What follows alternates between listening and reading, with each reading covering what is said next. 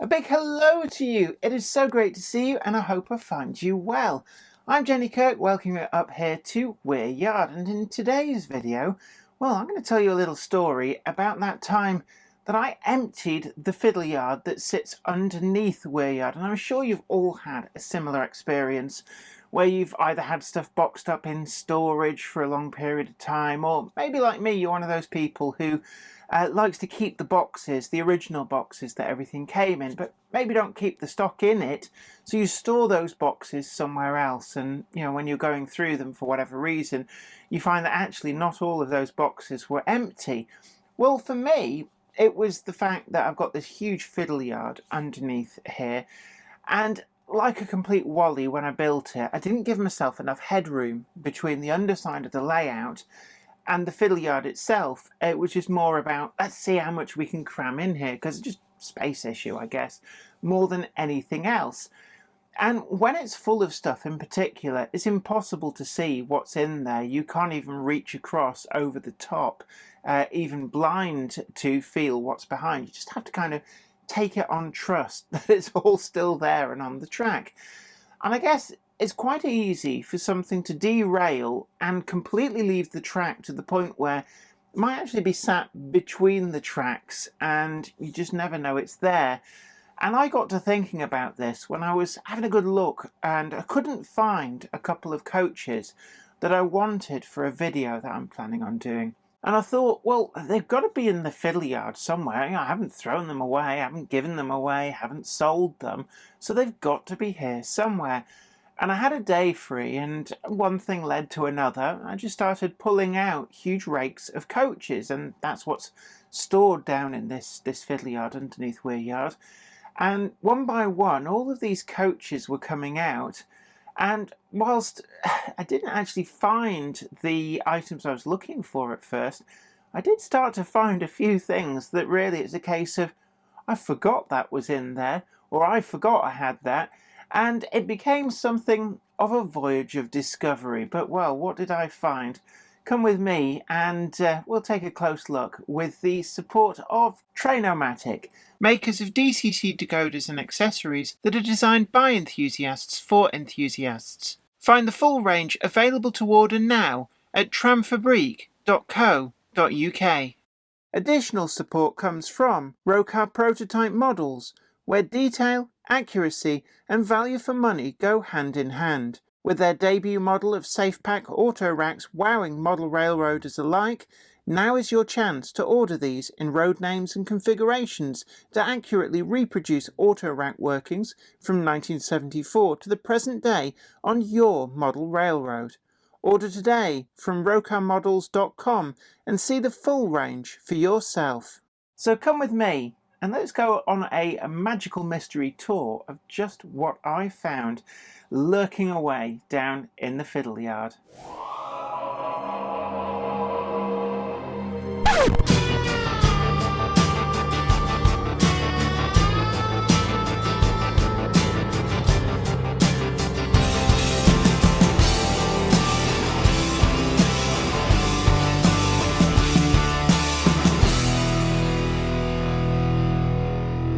Underneath Weir Yard, there's a whole series of parallel tracks in a fiddle yard which I use for storing mostly coaches.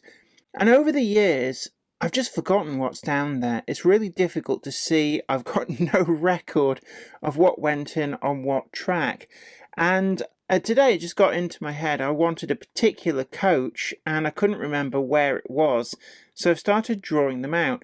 Ironically, the coach I was looking for is that one just there in olive green for a video I want to produce. So I've actually already found the coach, but I'm going to just keep going and pull all of my coaches out of the fiddle yard. Now it's easier to bring them round to just underneath this area here and then just take them off the track, even though that track is connected all the way up this incline here.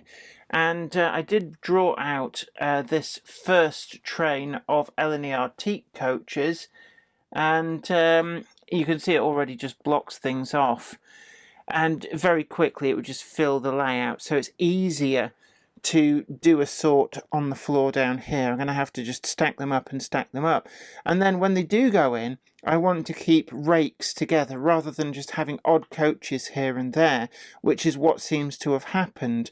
So I've already started sorting out the blue greys, the blood and custards, the brown and cream, and we've also got maroon ones starting to stack up there. Those are Great Western ones.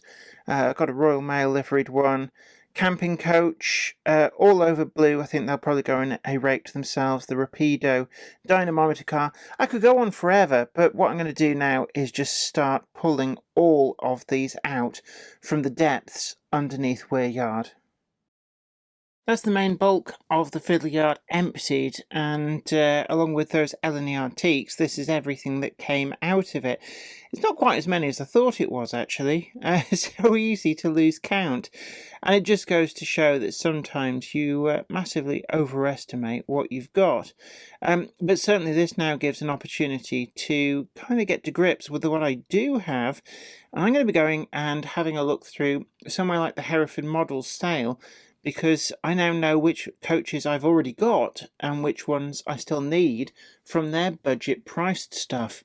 Still got all of these sidings full, really dark and gloomy under there, but certainly there's probably another 30 to 40 coaches just hidden away in what are 7 more parallel sidings. But I'm now in a position where I can actually sort through all of this and take a look. It's not all of my coaches. I do still have some in drawers as well. And what I might be doing is moving stuff around. What's clear is I have some brake vans and some Mark 1 horse boxes under there as well, which really, those do much better in drawers. They're not really suited to hiding them away underneath the layout, so I will be taking the time to just have a good look through. And I've got the last out from that other bit of the Fiddle Yard, and there really are quite a lot. So I'm going to start going through these now. With all the coaches now out of the Fiddle Yard, so I can go through them and just see what I've got, I thought I'd talk you through some of my favourite liveries and coaches. Some of the items that I've got are actually quite rare, and it's a good opportunity just to show you what some of these unusual releases look like. First up that I'm going to show you, I'm going to actually just run this rake of coaches in. They're already on the track. I do love the Hornby Gresley coaches in this Eleni teak livery. Now I know that the quality of the printing has sometimes been exceptional, sometimes not so. It does seem to come and go depending on the production batches, but by and large these are all good, and I always look out for more that I don't already have, because they really are well worth having in the collection. But moving away from that livery, I also really like this blue-grey livery.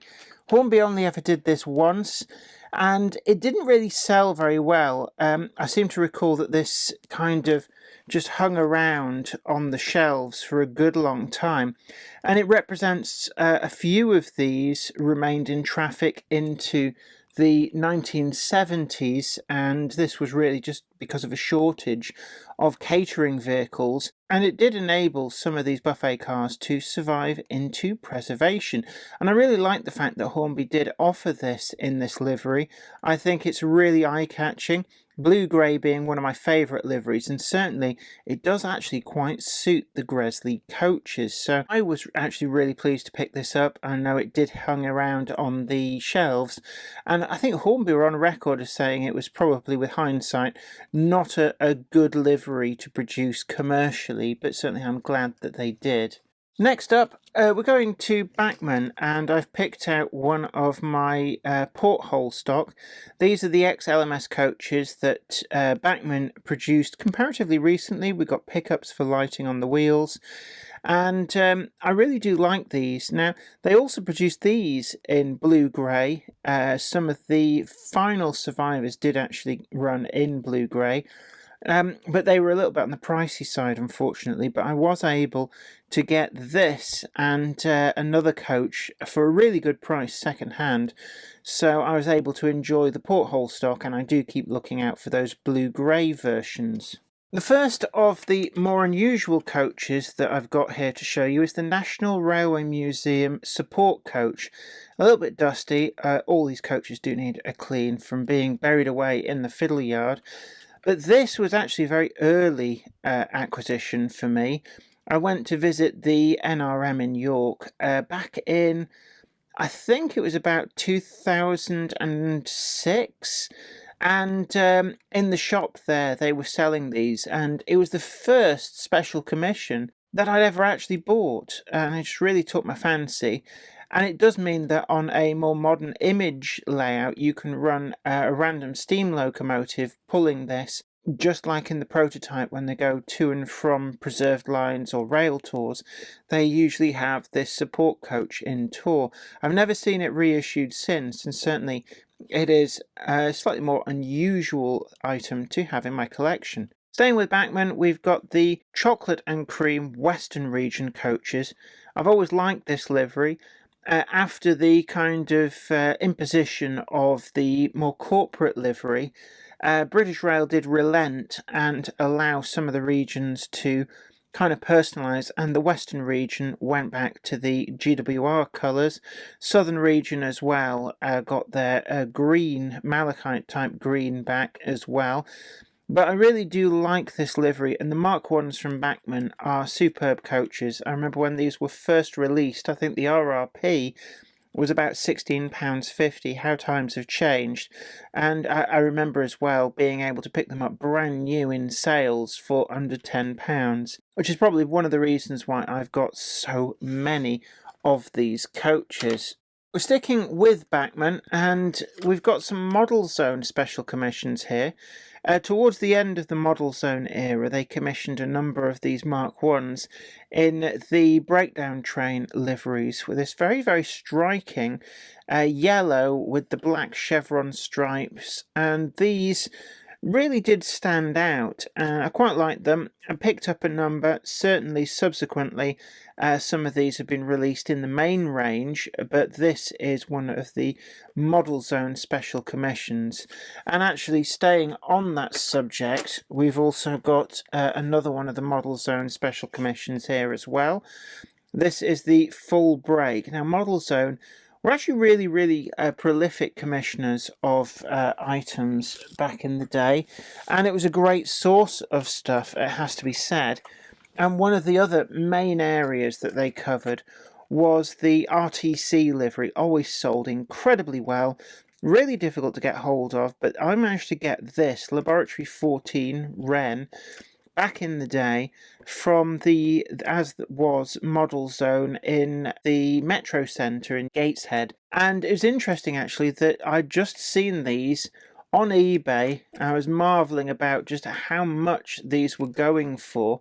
And then there it was, brand new in the cabinet, and couldn't help myself, just had to pick it up, and so I added Wren to my collection, and it's kind of had pride of place ever since. Although it must be said that never really managed to get any of the others apart from Test Coach 2. More recently, the Bachmann Collectors Club has taken up the mantle on the RTC livery, and this is somewhat more unusual. Got used to that very eye-catching blue and red from the Model Zone commissions, but this is Laboratory 23, which was offered by Model Zone in its original blue and red livery. But this livery came through the Collectors Club, and I bought it comparatively recently because it does really stand out. The only other items I'm aware of having been released like this is that I think it's Kernow Model Centre did commission from Hornby a Class 31 in the matching livery. Not an item I've got, but there is a Railroad Plus model coming, and that is definitely one that's on my radar. But this is a lovely coach and shows one of the many advantages of being a member of the Collectors Club, that it enables you to gain access to purchase items like this. Staying with Bachmann, we got next the Signal Box Construction Gang coach, and this followed on from Freising Hall Models camping coach, and I think it uses the same inserts. Now, I do have that camping coach, but it isn't normally kept in the fiddle yard, so it hasn't been unearthed in this little dig underneath my layout. But this is the old tooling, and you can see there some quite crude detail on the underside of these. They are no more. The tooling finally broke, actually just before the second run of the camping coach was due to be released, which is quite a shame. But in the final hurrah, we saw so many different versions using this old X mainline tooling. From the original LMS livery, we also got the Railway Children's set made use of these, the ambulance train, another one that I've got as well, and a slew of these departmental type coaches too. And as it turned out, that was the very end. The tooling broke, and if we're going to get any more of these, it'll have to be completely new tooled with a lot more detail, but also the subsequent increase in cost as well, I guess. But I do really like this, and at some point I am going to do a video on Engineer's olive green liveried models, which was actually one of the reasons that I went digging trying to find this specific coach. Moving back to Hornby, I've picked out one of these coaches. I think it's a Mansell coach. I'm not entirely sure actually. This was bought from the Hereford Model Centre in one of the sales, the new My Bargains. And certainly for the price, I think I paid about £19, £20. It was the last one they had. And in this particular livery with the ornate lining, it just really stood out to me. So I don't actually have much in the way of Big Four coaching other than the LNER Gresleys. So this was actually quite a good opportunity to pick something up to go with my Southern Railway liveried locomotives. There's nothing special about the commissioning of this. It was a main range model. Quite a good range of these were available, but I bought it after the fact in the sales, and really actually quite pleased. The level of detail on these is really, really good. Next up, we're going with Bachmann again, and this is one of my favourite liveries of all time. We've got regional railways, and certainly back in the day, Bachmann were very stingy on releasing some of these provincial type liveries. Regional railways, we only got the FK, the BSK, and the BG, which was very, very peculiar, although the BSK and the BG hung around for a number of years. I don't think they were particularly good sellers at the time, probably not helped by the fact that we didn't have much in the way of other stock to go with them. Model Rail magazine did commission some Mark IIs, which I didn't actually get, and then we've subsequently had weathered versions released, and I don't like weathered coaches, it has to be said. I'm not a big fan, so I'm still on just 3 regional railways coaches, but it is one of my favourite liveries. Sticking with these pseudo-privatisation liveries, we've got this, which was a special commission from the Signal Box, which was kind of the head office of Model Zone. For some reason, the Signal Box in, I think it was Rochester, persisted with its original name, even though it was part of Model Zone, and they commissioned a couple of Network Southeast liveried coaches. There was this and there was a Gov, and for whatever reason, I picked this up when they had it in a sale for, I think it was £15. I mean, God, imagine that. A specially commissioned Bachmann Mark I for £15. And actually, for a very long time, this was the only BG available in Network Southeast, although more recently they have done another run of the BG with a different running number. But this was the original Network Southeast one, and just really glad to pick it up. We're moving back to Hornby now, and these are the Hawksworth coaches. There's something about them aesthetically I really do like. I only have a few, again picked up ad hoc in the sales, and just something about them with the curtains, the flush glazing, really, really quite striking coaches. And for me, my favourite is actually in this Blood and Custard livery. Just something about it that just really works for me, more so than the Great Western Railway liveries, and more so even than any of the other liveries that Hornby have produced them in. Going back to Bachmann, we're still on with the Mark Is. There's very much a theme here. I do like my Mark I coaches, and the reason I've pulled this one out is not because it's a special commission in any way, but just simply that I do like the Southern Region green And I've actually ended up having more of these than any other British Rail livery, with the exception of blue-grey. And the green train, as I call it, is actually now so big. I don't think any one locomotive, except perhaps the Acura Scale Class 55, can actually pull them as one rake. They do weigh quite a lot. But I just really like this livery. Started purchasing them in the sales in Model Zone, actually in Manchester. They used to pop these out for about 12 quid a coach, and I picked up quite a few back then, but certainly really do like this livery. Moving on now to a different manufacturer altogether, moving away from the dichotomy of Bachmann and Hornby. And this is Rapido, and this is actually the one that was done for Rail's special commission, and really it's such a refined model. It's got so much more than what we'd come to expect up to that point. There's now another run being done of these in a number of different liveries, but this remains the special edition first run of it that was done for Rails. I think they did 2 different liveries and they sold out pretty quick, but really pleased to have this in my collection. Now going back to Bachmann, and we've got the TPO. Now, originally back in the day, commissioned by Model Zone, and they did, I think it was 4 different livery versions of it. Back then I bought the blue-grey one and was very pleased with that, but did have my eye on this for a good number of years. And it was actually when my friend Les Cliff bought one at Alexandra Palace, I think it was, last year, that I thought, you know, I've really got to get one of those. And the opportunity arose at a smaller model railway exhibition to get one of these at a knockdown price. And really, how could I refuse? And it is quite a beautiful and very eye-catching livery. So that's why I've got this one Royal Mail TPO in this very eye-catching 50s, 60s, maybe into the early 70s livery. But certainly it's a lovely coach. This here is the only Gov that I'm going to be showing you. Again, it's Bachmann, but this is in the Satlink Western livery. This was part of a series that Model Rail magazine produced. Commissioned from, I think in the main from Bachmann. There may have been 1 or 2 other items from, I think, Dapol. They did the milk tanker, or was it Hornby? But they went for the Satlink livery, whereas Model Zone had gone and majored on RTC. And there was a whole range of quite eye-catching wagons, but this was the coach that they produced, well, the Gov.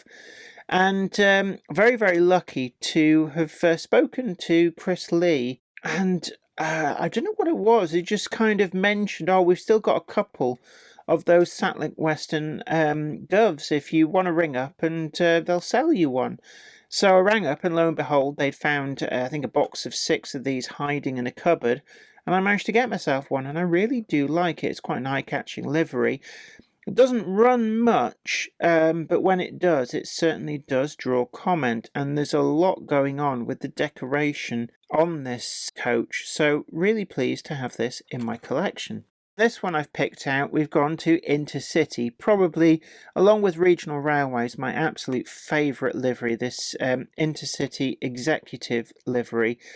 And again, Bachmann were very stingy on the releases of these. They bumped out quite a few of the Network Southeast coaches. They even got reruns with an A suffix for some of them. Intercity never got that, but we did get a lot more than the Regional Railways. In fact, enough to make up a decent length train. And over the years, I've managed to track all of them down, and very pleased to now finally have the full rake of Intercity Executive. I think it was either the SO or the SK proved the most elusive. But this here, we've got the first class coach, and certainly it is a lovely model. The final coach that I've picked out from my stash is this Tartan Arrow one. Again, another really unusual livery, and it's on the old ex-mainline 50-foot Stanier brake, which is probably the last man standing in terms of coaching stock from the old mainline stable, now that the tooling for the period 3 coaches has broken. But I do like this livery. Now, this particular item has been produced in a lot of special editions, all over yellow, weathered blue, withdrawn condemned condition in blue. We've got LMS, we've got blood and custard, all over maroon. The list goes on and on. It's certainly a very versatile release in Bachmann's stable, and I guess they've very much had value for money from the tooling, given that it dates back to the days of mainline. But this livery, for me, just really stands out, so that's why this is the final pick from my collection for showing you today. I've just realised, actually, I've got to put all these back now. Didn't think that through. Well, I hope you really enjoyed today's video, and there we go. It just goes to show that actually, from time to time, it's probably a good idea to get everything out of storage and just check what you've really got. I was quite surprised about all those coaches. Really, I've been hoarding an awful lot.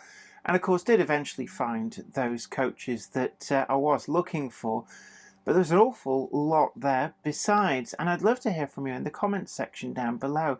If you had a similar experience going hunting around in storage and found items that you'd completely forgotten about, maybe you stored the boxes, the empty boxes, somewhere else, and when you went through them for whatever reason, you found out actually they weren't all as empty as you thought. And it's always quite a nice thing, really, to rediscover old treasures. Or the other one is inside tunnels, when you have a wagon that drops off a train and maybe just disappears to the side of the track, and if there's enough room, trains keep on running and you never actually notice that there's a wagon missing, and it just sits in there gathering dust and until, for whatever reason, in my case a long time ago, I was filming a video up here and I sent the camera train through a tunnel, and when we look back at the footage, it's like, hold on, that's a wagon there. So I'd really love to hear from you with your experiences, and don't forget as well to tickle that like button, share this video, and also subscribe to the channel, and you'll be the first to know about new videos as and when they go up. You can also head on over to Patreon at the link below, where we've got a multiple of different tiers of rewards to suit any pocket to help support the channel to keep making the videos that you want to see. And the Monday Club wagon is still available to pre-order at the link down below. We've been quoted a delivery date now of March, so they are really close, and they're starting to sell out. There's still some left, but they are going quickly, so if you want one, then do please hurry along and grab yourself one so that you're not disappointed. But until next time, this is me, Jenny Kirk, saying you take great care of yourself. Happy modelling, bye for now. Today's video is sponsored by Train-O-Matic, makers of DCC decoders designed to be fully compatible with every manufacturer's locomotive. Visit train-o-matic.com to browse the full range and see what they've got suitable for you. Additional support comes from Rocar Prototype Models, where detail, accuracy and value for money go hand in hand. With their debut model of SafePack auto racks wowing model railroaders alike, now is your chance to order these in road names and configurations to accurately reproduce auto rack workings from 1974 to the present day on your model railroad. Order today from rocarmodels.com and see the full range for yourself. I'd like to send out a huge thanks to everybody who supports me on Patreon, and an extra special huge thanks goes out to Anthony Kidson, Offshore Allen, Michael Lockie, Helen Sink, Gary Lewis, David Quinn, Sparky107107, George Botterini, Chris Moss, Robert Steers, Sam Yates, Dale Williams, John N from NC, NYMRish, Jonathan Foster, Peter, Clifford Ison, Larry W. Grant, NI Railways 4000 class, Ian Coulson, Alan Dickerson, Eddie Papere, Karen Nichol, Medwin Williams, Crossways Point Junction, 3B Rail, Jennifer Horton, and James Beckett. Thank you. Without you guys, I couldn't do this.